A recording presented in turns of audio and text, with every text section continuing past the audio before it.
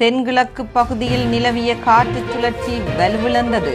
ஆனால் இலங்கையில் தென்மேற்கு பகுதியை கொண்டு நிலவிய வளிமண்டல தளம்பல் நிலை தொடர்ந்தும் காணப்படுகிறது கூறுகிறார் யாழ்ப்பாண பல்கலைக்கழகத்தின் புவியியல் துறை தலைவரும் காலநிலை ஆய்வாளருமான பேராசிரியர் நாகமுத்து பிரதீபராஜா. இதனால் நாளை வரை கண்டி, நுவரெலியா, மாத்தளை, கேகாலை மற்றும் பதுளை மாவட்டங்களின் சில பகுதிகளுக்கு நிலச்சரிவு அனர்த்தம் நிகழ்வதற்கும் வாய்ப்புள்ளது.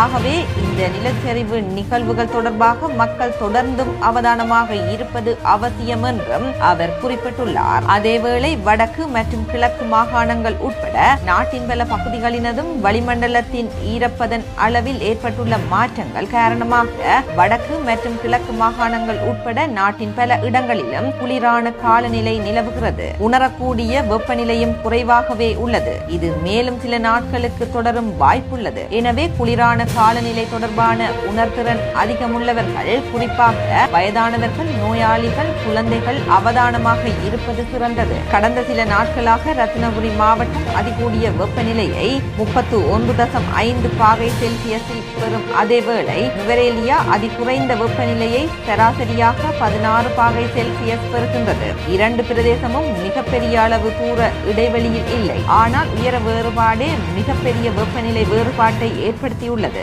அரபிக்கடலிலும் வங்காள விரிகுடாவில் கடல் மேற்பரப்பு வெப்பநிலை உயர்வாகவே காணப்படுகின்றது. இது சராசரியாக 28 பாகை செல்சியஸ் என்ற அளவில் காணப்படுகின்றது. பொதுவாக கடல் மேற்பரப்பில் வெப்பநிலை 27 பாகை செல்சியஸை விட உயர்வாக இருந்தாலே கடலில் காற்று சுழற்சிகள் உருவாகும் வாய்ப்பு உள்ளது. எதிர்வரும் 17ஆம் தேதி வங்காள விரிகுடாவில் புதிய ஒரு காற்று சுழற்சி உருவாகும் வாய்ப்பு உள்ளது. எனினும் இதனை அடுத்த சில நாட்களுக்கு பின்பே உறுதிப்படுத்த முடியும். எவ்வாறாயினும் எதிர்வரும் 16ஆம் தேதி முதல் வடக்கு மற்றும் கிழக்கு மாகாணங்கள் உட்பட நாட்டின் பல பகுதிகளுக்கும் மிதமானது முதல் கனமானது வரை மழை கிடைக்கும் வாய்ப்பு உள்ளது என்றும் பேராசிரியர் நாகமுத்து பிரதீபராஜா மேலும் தெரிவித்துள்ளார்.